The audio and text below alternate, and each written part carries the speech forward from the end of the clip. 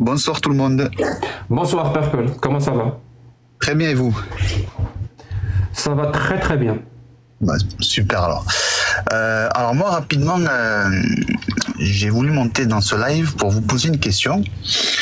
Alors déjà je me présente, je suis sunnite, si on peut parler de religion.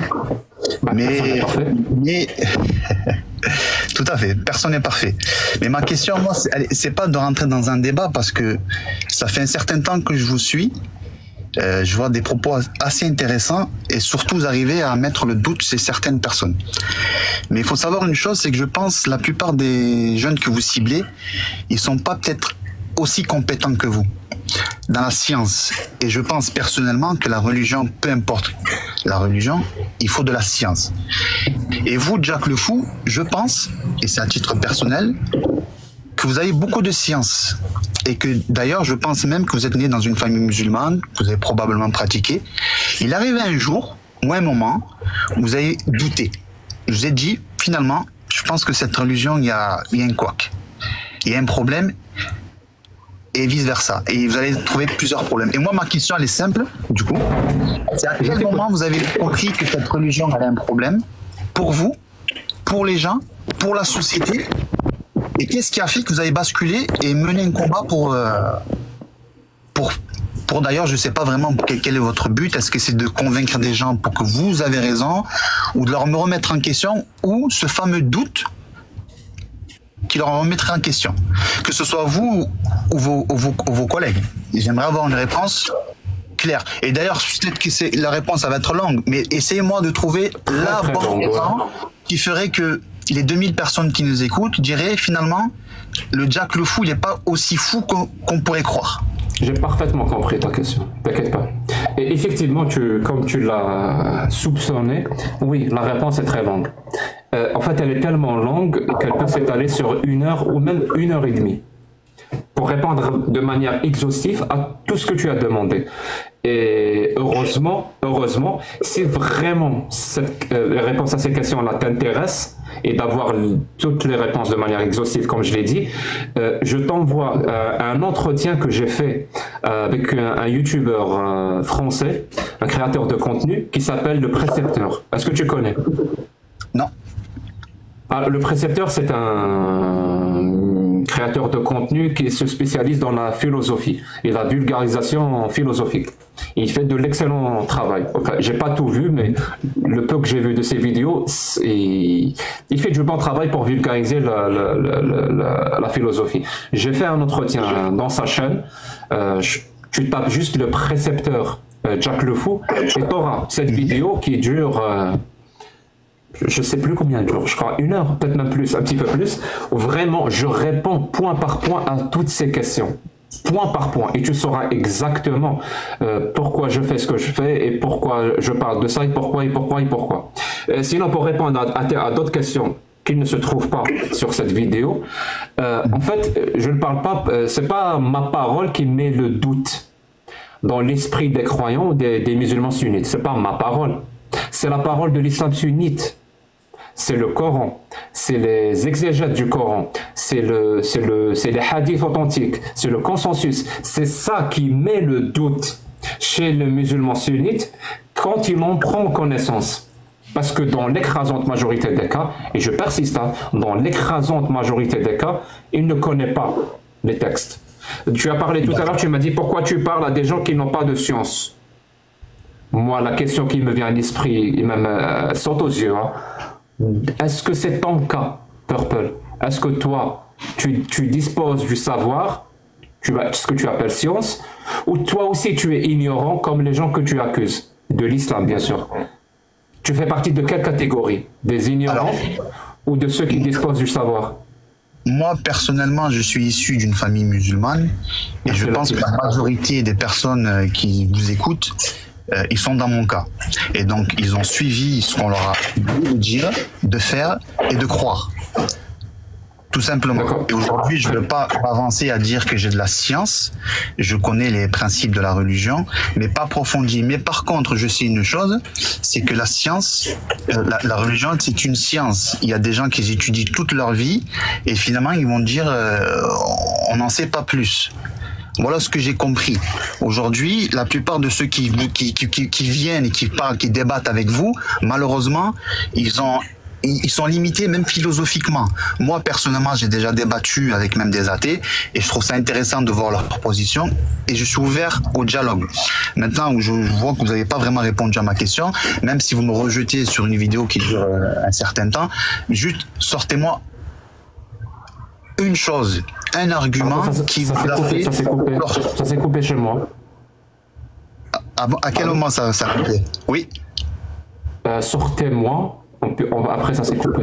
Voilà, sortez-moi simplement, aujourd'hui, ce soir, devant les 2000 personnes, un phénomène, un seul, et je vous demande pas d'échanger avec moi, et je vous avais dit, ça va durer longtemps, mais qu'est-ce qui vous a fait sortir de cette religion? Parce que j'ai jamais été musulman. Vous l'avez jamais été? Non, mon pote. Ok. Bon, ben, tant mieux pour vous alors. Merci Daniel, merci. Pardon, mais sortez-moi quelque chose. C'est quoi la suite?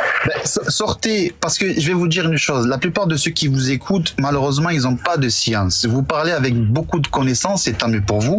Mais ils vont pas débattre parce qu'ils parlent avec affirmation. Même si vous arrivez à... Tu n'as toujours pas répondu à ma question du départ. Toi, tu fais partie de ceux qui ont la science ou de ceux qui ont l'ignorance de l'islam?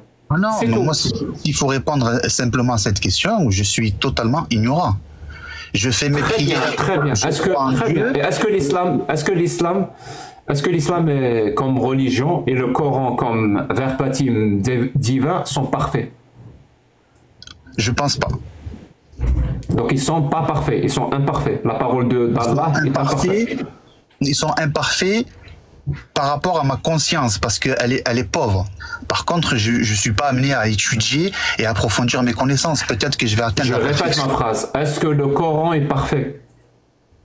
Alors, vu que j'ai déjà répondu à la question que je suis ignorant, je ne peux pas te répondre à cette question. Donc tu ne sais pas. Tu vu que je suis ignorant.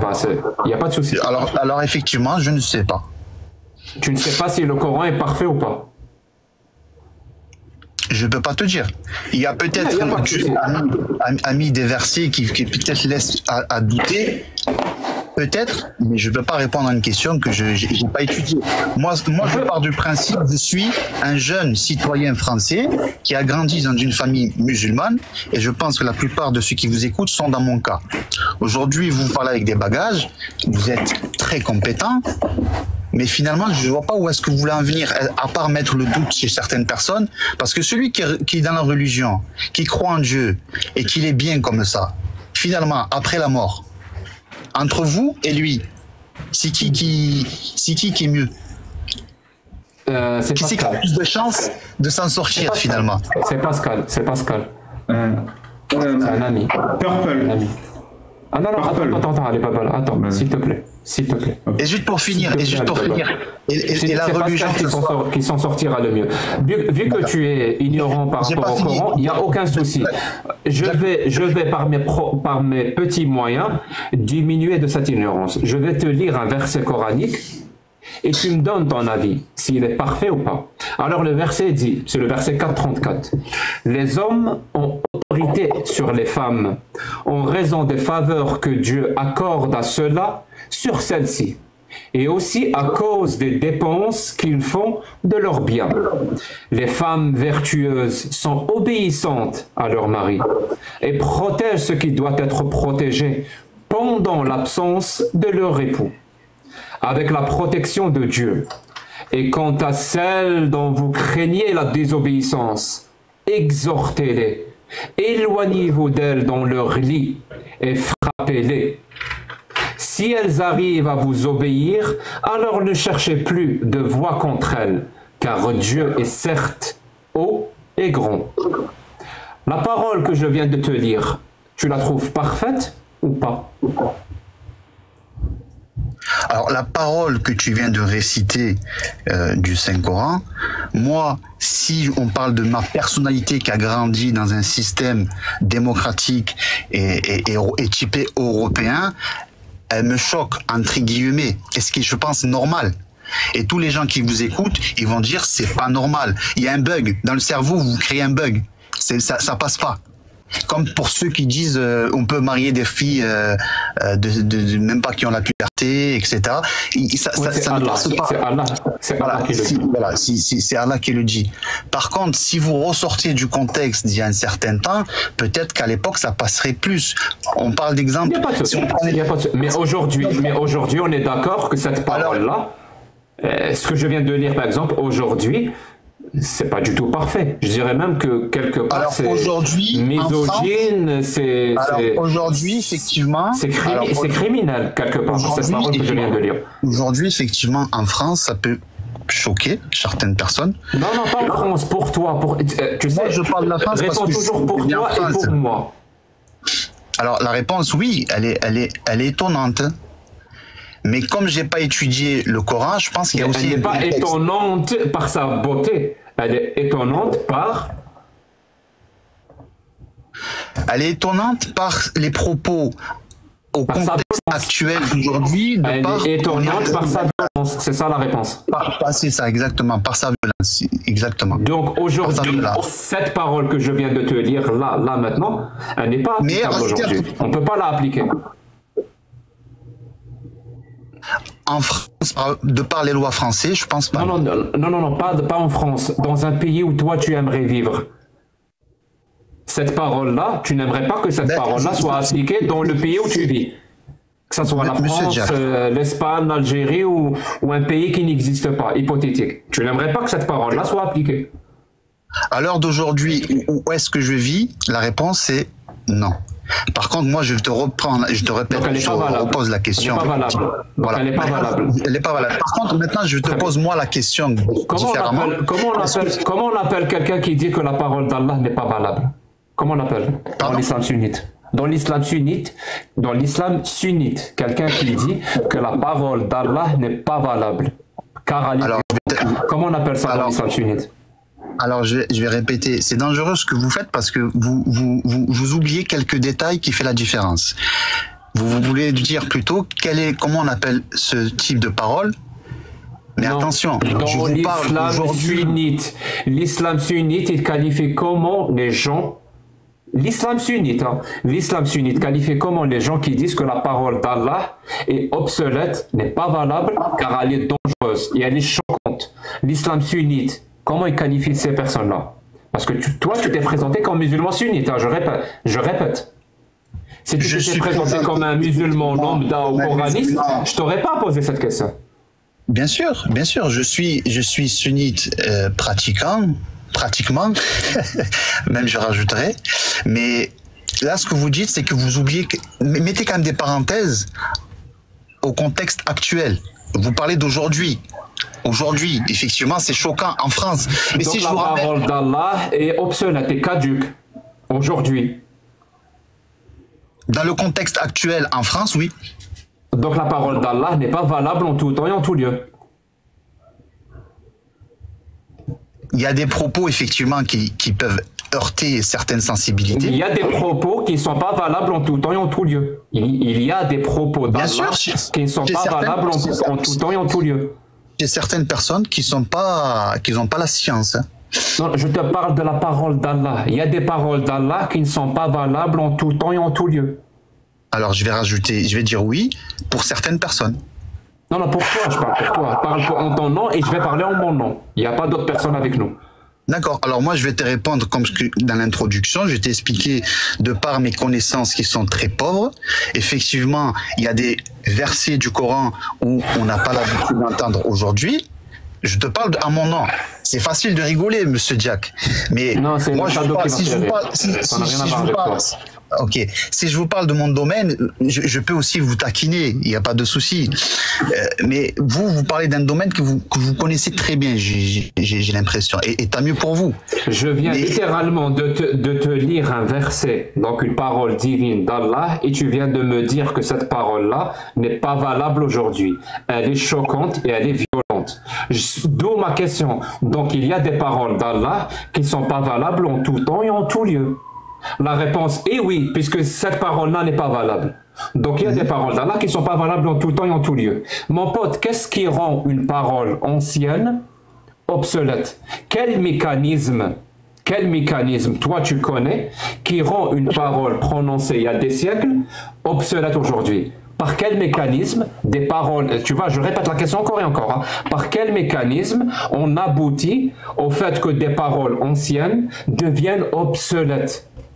Et je te donne un exemple pour que ça soit clair. Hein. Si je vais aller lire le traité médical de je ne sais pas quoi, de Gaius Galien, c'est un médecin grec qui a écrit des livres il y a presque 2000 ans.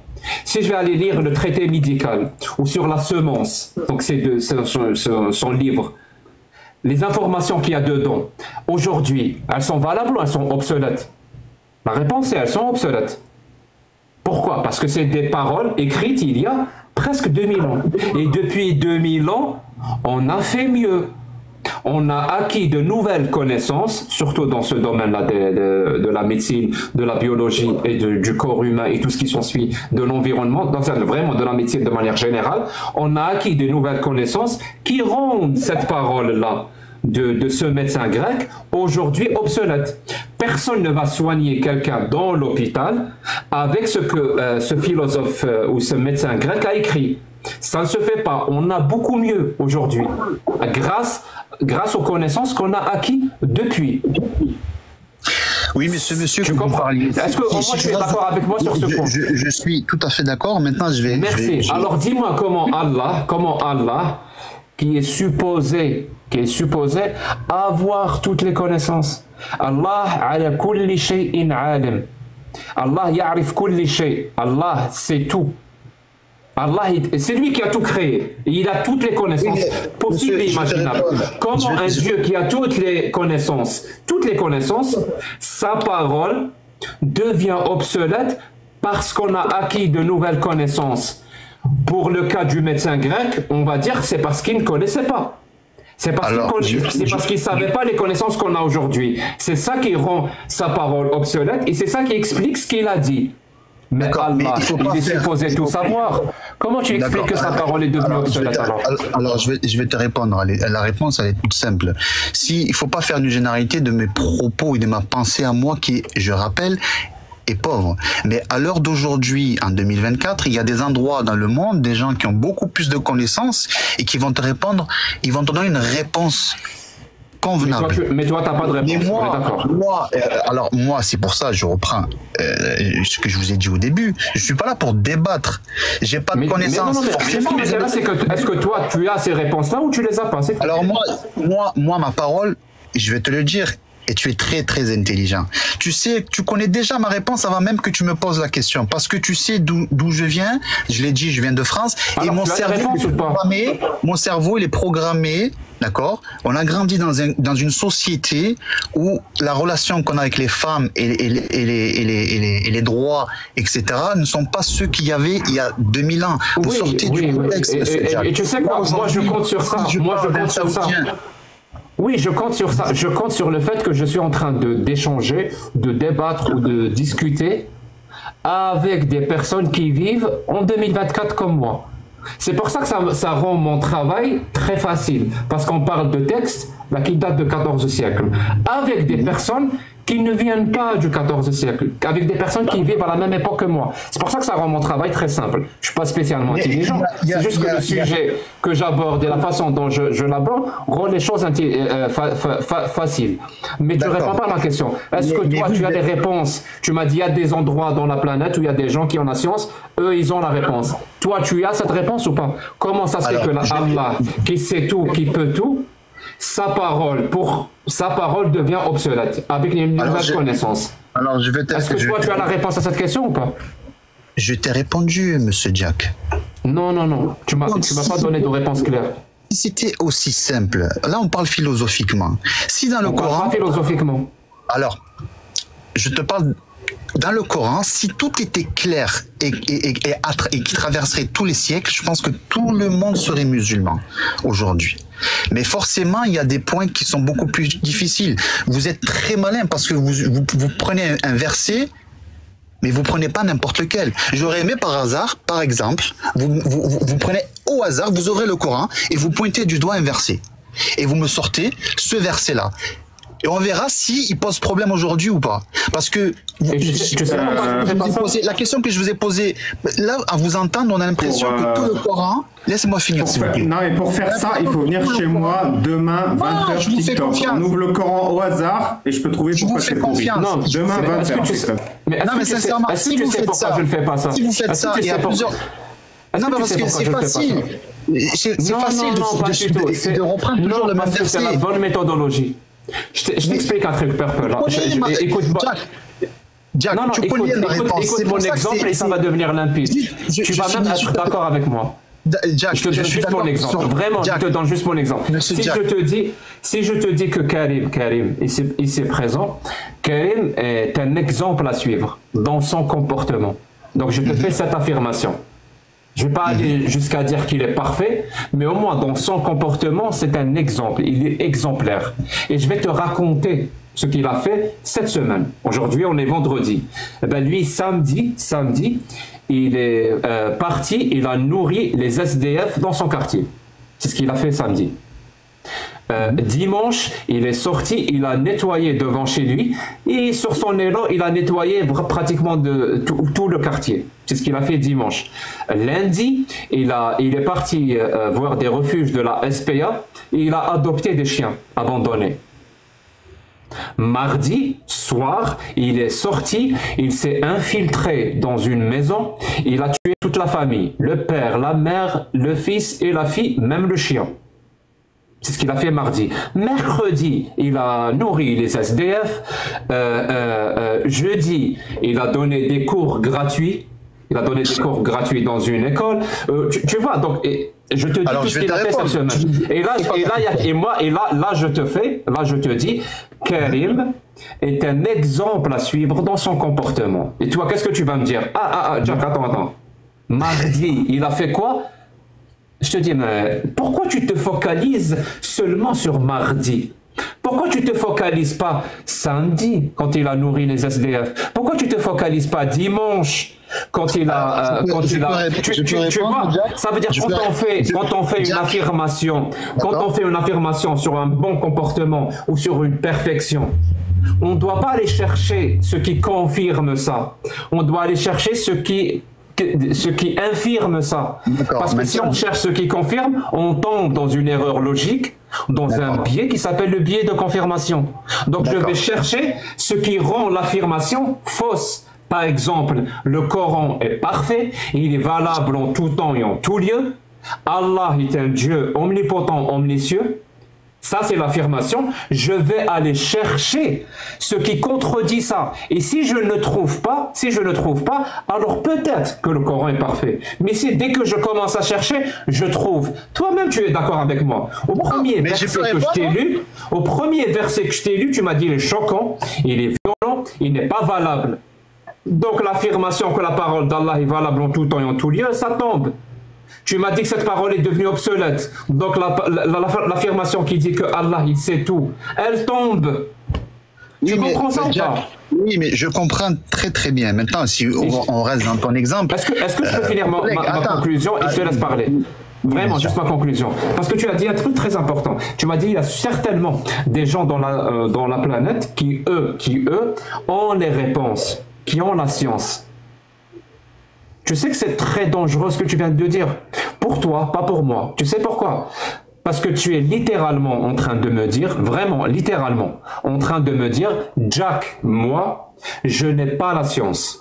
Je n'ai pas les réponses. Je n'ai pas le savoir. Mais je crois, ça veut dire toute cette ignorance, mais je crois que le Coran est la parole d'un Dieu, que l'islam est la vraie religion. Et j'arrive à cette conclusion, non pas avec mon savoir, mais parce qu'il y a probablement des gens sur la planète qui, eux, ont la science, qui pensent à ma place, parce que moi, je ne pense pas, moi, je suis ignorant. Il y a d'autres personnes qui pensent à ma place, qui, eux, ont le savoir à ma place, et qui décident à ma place ce que moi, je dois croire. Et eux, ils ont décidé, je ne sais pas comment, ils ont décidé que l'islam est vrai, ils ont décidé que Allah est Dieu, et moi, vu que c'est pas moi qui décide, c'est eux qui décident à ma place, donc c'est ce que je crois. Est-ce que je peux répondre? Alors, Jack, je peux répondre maintenant? Et après toi, Karim ou Ali Baba qui a levé la main pour parler? Je ne sais plus. Non, moi, juste... les deux. Non, quand il va finir. Alors, je peux juste répondre avant. Je peux répondre avant, c'est que je réponds. Alors, je vais répondre, elle est simple. Je vais rentrer dans ton jeu. Dans ton exemple que tu nous as donné, il est intéressant. Maintenant, on va se dire que toute la semaine, ton collègue, il a été super gentil, il a été bien, il a été correct. Et le mardi, comme tu dis, il a pété un plomb. On peut se dire aussi que peut-être il est bipolaire. Peut-être que la personne, elle est au fond très très bien, mais elle est malade. Et le lendemain, elle est redevenue normale. Donc il y a peut-être des gens sur cette planète assez compétents, par exemple des psychiatres, qui auront la réponse, qui vont le prendre, qui vont le diagnostiquer et qui vont affirmer que cette personne, c'est une personne bien, mais malheureusement, elle a dérapé. Comme Allah, ça veut dire Allah est bipolaire, il est psychopathe et on va trouver des psychologues qui vont dire que Allah est bien, mais à des moments il peut déraper. Moi, je suis rentré dans ton jeu, mais tu ne me réponds pas. C'est intéressant ton exemple. Ma question n'était pas sur lui. Ma question était sur son comportement. Est-ce que son comportement est exemplaire? Et le fait ce qu'il a fait mardi soir, le truc criminel qu'il a fait mardi soir, fait partie de son comportement. Donc c'est pas un exemple à suivre. Et pour savoir s'il y a un exemple à suivre ou pas, je cherche. Parce que si on doit rester dans ton exemple, quelqu'un qui est bipolaire, qui est atteint psychiquement, et qu'un jour dans la semaine, il est devenu fou, comment tu peux répondre à ça? Tu vas dire qu'il est pas bien? Purple. Partagez le live s'il vous plaît. Il y a 430 partages, c'est peu. S'il vous plaît, partagez un coup de partage. S'il vous plaît. Purple, je pense que ça sert à rien de continuer, je pense. En tout cas, ça reste intéressant de parler avec vous, ça reste intéressant de vous écouter, mais malheureusement, je sais pas, en fait, vous rentrez dans des exemples, mais après vous sortez de cet exemple quand ça vous arrange, après vous parlez d'un tel sujet. Vous savez, je vais conclure pour comme je dis, ça sert à rien de continuer. Je pense que l'être humain, il a besoin d'espérance. Voilà. Vous, peut-être qu'arrivé à un moment donné dans votre vie, vous avez eu des problèmes qui vous a fait sortir d'une telle ou telle religion, mais il faut espérer dans la vie. On est de passage. Il y a des choses à remettre en question, mais c'est la science c'est pourquoi la science elle est importante pour discuter, pour apprendre. Vous êtes là, vous communiquez, vous dites, mais ça reste pour moi ça reste une coquille vide. Totalement vide et vous apportez rien. Le jour où vous arriverez à vraiment à mettre en doute certaines personnes, là je pense que ça serait vraiment intéressant. Merci. Tu veux répondre, Karim? Oui, bien sûr. Alors, puisque en fait tu veux parler de coquille vide, dis-moi comment ton prophète il savait que Aïcha allait supporter la pénétration à l'âge de 9 ans et lui il avait 54 ans. Vous sortez encore une fois et je l'ai déjà entendu pendant le Ramadan. Dis-moi comment ton prophète. Alors, puisqu'apparemment, toi, tu ne veux pas utiliser ton cerveau, et quand des gens utilisent leur cerveau pour critiquer ta religion, que dedans, il y a des lois qui codifient, qui enlèvent les droits et les libertés des uns et des autres, là où elle est appliquée, là où il y a une majorité, on l'utilise pour enlever des droits, et tu as des gens qui cherchent à vivre selon la dignité humaine, à garantir une certaine forme de dignité et de respect de l'humain, là tu dis que toi tu cherches de l'espérance.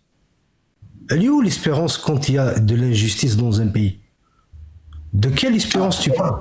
C'est intéressant là, quand vous parlez de l'espérance d'un pays. Vous parlez dans quel sens? Politique, l'espérance quand tu vis dans un pays. Est-ce qu'à travers les siècles, la religion a apporté quelque chose à la société? J'ai pas fini, peu. Elle est où l'espérance quand tu vis dans un pays où on emprisonne des gens par rapport à leur liberté de conscience? Alors là, on parle politique. Moi, personnellement, je suis pro-démocratique et je suis un farouche de la laïcité. Voilà. Celui qui aime croire, il veut croire. Vous le laissez croire. Celui qui veut pas croire, celui qui veut être homosexuel, j'ai rien contre. Donc là, quand on parle de société, pour moi, c'est un autre domaine. En fait, tu ignores complètement toute forme de loi islamique, en fait. Tu ignores complètement toute forme de loi islamique. Vous savez, je vais vous dire une chose. Un dictateur... Non, c'est à moi de parler, s'il te plaît. Tu nous as dit que les gens, ils ont le droit d'être homosexuels, ils ont droit... Donc tu es contre toute forme de loi islamique, en fait, sur l'homosexualité. Que dit la religion sur l'homosexualité? Est-ce qu'il y a des musulmans bien pratiquants qui sont homosexuels? Il y en a bien. Je sais pas. Mais la loi islamique, elle est très claire. L'homosexuel, celui qui fait et celui à qui on fait, on les emmène sur le plus haut building de la ville et on les jette. C'est marqué sur le Coran, ça? Attends, je vais t'en dire une qui est marquée dans le Coran. Le fornicateur et la fornicatrice sans coup de fouet. Qu'est-ce que t'en penses? Tu sais c'est quoi fornicateur? C'est-à-dire qu'il couche hors mariage. Oui, j'explique. C'est-à-dire que machin, Jean-Paul, il a 19 ans, il a une petite amie, ils sont pas mariés, et ils font des trucs sans coup de fouet. C'est marqué dans le Coran. Et ne soyez pas pris de pitié lorsque vous fouettez en appliquant la sentence. Est-ce que vous savez pourquoi le Coran il est descendu sur la planète? Non, j'ai pas compris. T'es d'accord ou pas avec cette sanction du Coran sur les fornicateurs? Alors, je vais te répondre. Le Coran, il est venu pour guider les gens. Et moi, je pense que... Non, t'es d'accord ou pas avec cette guidée? T'es d'accord ou pas avec cette guidée qui consiste à fouetter le fornicateur et la fornicatrice? Ben, je vais te retourner la question. Est-ce que tu es d'accord que les gens forniquent alors qu'ils sont mariés, par exemple? Je m'en fous. Est-ce que tu es d'accord pour fouetter les gens qui forniquent alors qu'ils sont pas mariés? Alors, il y a une époque pour sanctionner des personnes, si c'était que le fouet de par leur tradition, s'il faut les fouetter, et c'est parce que c'était dans les mœurs il y a 1400 ans, oui, pourquoi pas? Donc la loi qui dit le fornicateur et la fornicatrice, fouettez-les, c'est-à-dire monsieur et madame qui s'aiment hors mariage et qui ont une relation hors mariage, fouettez-les, c'est-à-dire frappez-les, et jusqu'à mort, parce que sans coup de fouet c'est la mort, c'est immédiat. C'est 10 ou ça? Parce que tu as dit 10 100. Ça, tu penses que cette loi d'Allah n'est pas pertinente aujourd'hui? Et ça, c'est dans le Coran, c'est ça? Oui, c'est dans le Coran. 100 fouets? 100. Oui, je sais, 100, c'est au bout de 40, t'es mort en général. Je te le dis. Et ça pour les gens qui sont pas mariés, hein. Il est en train de dire le crime, c'est d'avoir couché alors que t'es pas marié. Là, tu sors d'un contexte. À l'époque, effectivement, c'était tabou. C'est pas grave, c'est pas grave. Aujourd'hui, c'est pertinent ou pas, la parole d'Allah? Moi, j'ai pas de réponse sur ça. Je t'ai dit, j'ai pas de science. Je peux pas venir te donner ma science. Elle est propre à moi.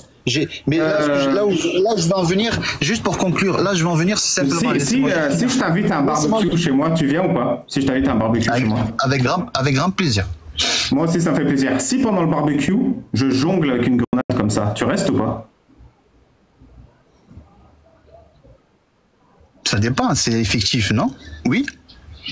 Oui, tu restes dans mon barbecue alors que je suis en train de jongler avec une grenade comme ça, en train de cuisiner les... Oui, parce que si tu m'invites, et j'aurai confiance en toi. Et si en fait, j'ai compris le problème. En fait, moi, quand quelqu'un, je lui demande, est-ce que tu es pour ou contre sans coup de fouet pour les gens qui forniquent hors mariage, et qui dit, je peux pas répondre, j'ai l'impression d'aller à un barbecue et que l'autre, il jongle avec une grenade. Est-ce que tu as compris quand il t'a dit, je joue avec une grenade? Qui est taré pour jouer avec une grenade? Je vais te répondre. Tu sais, il y a des grenades fictives. Est-ce que tu comprends ou pas? Qui est taré pour jouer avec une grenade? Pardon. Il peut avoir des grenades. Il peut avoir une grenade. C'est philosophique. Vous mettez des mots. Mais je peux avoir une grenade fictive qui ne va pas forcément exploser. En fait, tu vas à l'exécution de la sentence. Il y a le fornicateur et les fornicatrices. Ils sont attachés à un poteau en général, les mains devant. C'est un fouet fictif. C'est un fouet fictif. Voilà, c'est un fouet fictif. Je te vois venir. C'est virtuel. C'est un fouet virtuel même.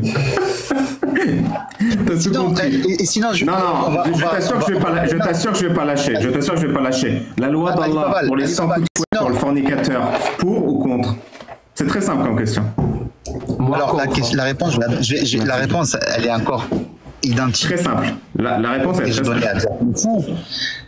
Moi, où est-ce que j'ai grandi et mon cerveau, comment il est programmé, forcément. À la question, t'es pour ou contre des coups de fouet, tu dois raconter une histoire. T'arrives pas à répondre tout de suite. Pose-moi la question.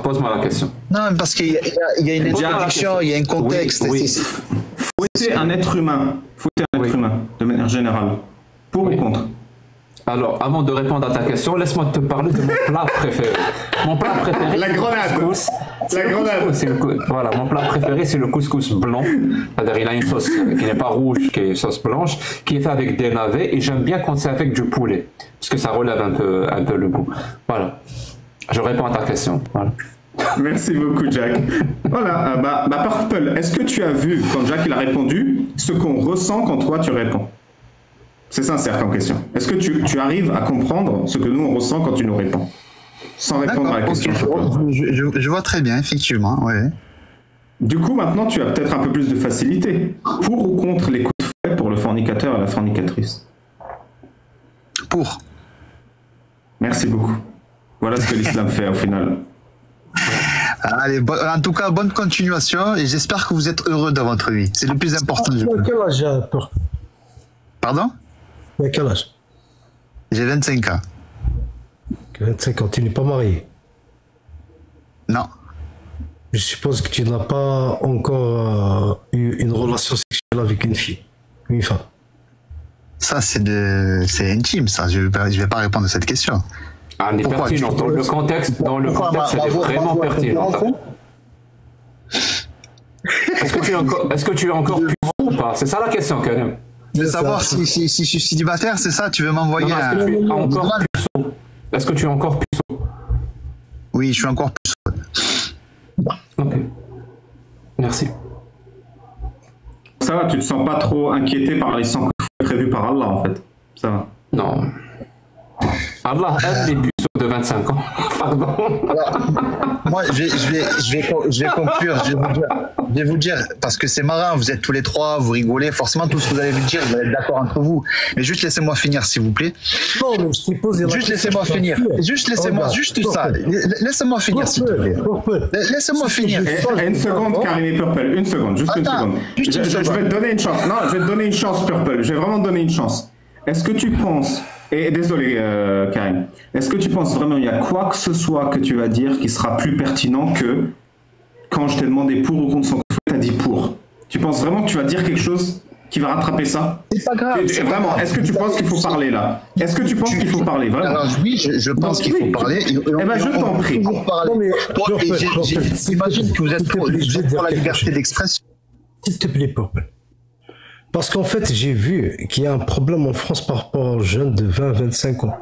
Le pourcentage, en fait, la dernière fois, j'ai vu une émission. Et comme toi, tu es musulman, et comme avant, tu ne savais pas qu'il y a les coups de fouet, donc j'ai supposé que il y avait une chance que peut-être d'ici quelques temps, tu vas faire le pas, tu vois. Mais comme Alibaba t'a rajouté les coups de fouet, en fait, là, je sais que c'est tout. C'est juste ça. Tu comprends, Purple? Et je me disais que Alibaba n'aurait pas dû te parler des coups de fouet, tu vois.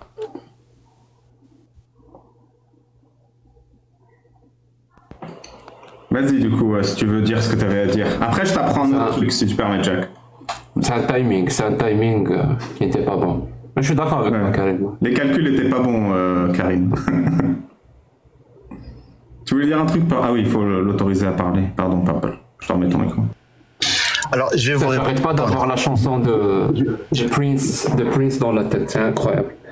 Je vais vous répondre. Déjà, entre parenthèses, c'est bien parce que vous avez un bon délire. Ça, c'est très intéressant.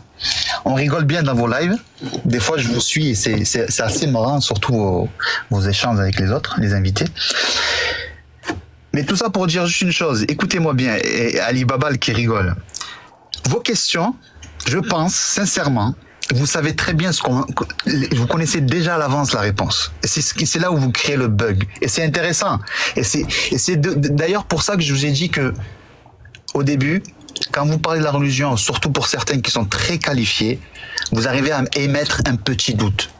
Mais moi, ce que je peux vous répondre, c'est que c'est normal.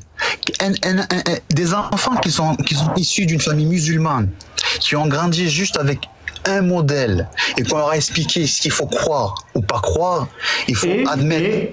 On leur a coupé le zègue. On leur a coupé le zègue. On leur a dit de manger halal, on leur a dit le Coran, etc. C'est intéressant ce que tu dis. Moi, je pense qu'il faut aussi prendre du recul et de se mettre à la place des gens qui vous écoutent et de leur dire que vous êtes en train de leur perturber leur subconscient.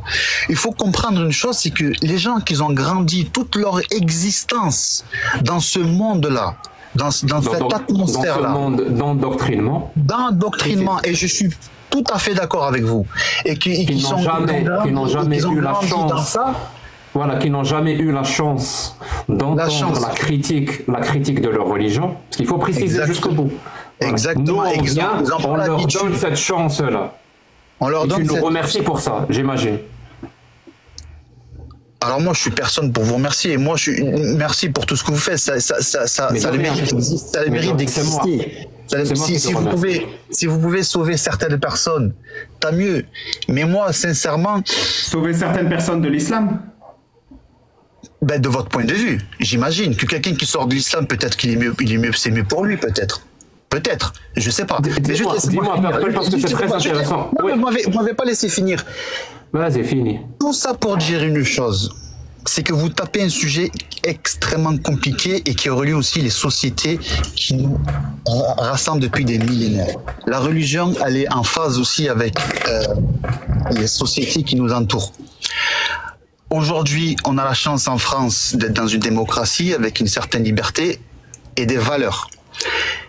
Et je suis à 1 milliard de pourcentage d'accord que vous avez tout le droit de parler, de discuter, et nous, on doit vous respecter et entendre ce que vous dites. Mais moi je pense que c'est beaucoup plus complexe que ça. Quand vous posez des questions que vous savez déjà la réponse, je trouve que c'est pas intéressant, parce que ça vous fait marrer. Et je vais te dire pourquoi. Je vais te dire pourquoi. Dis-moi, Purple, s'il te plaît. Purple Rain, écoute-moi. J'ai un ami qui est né en Inde, qui s'appelle Rajesh. Il est hindou. À ton avis, pourquoi il est hindou?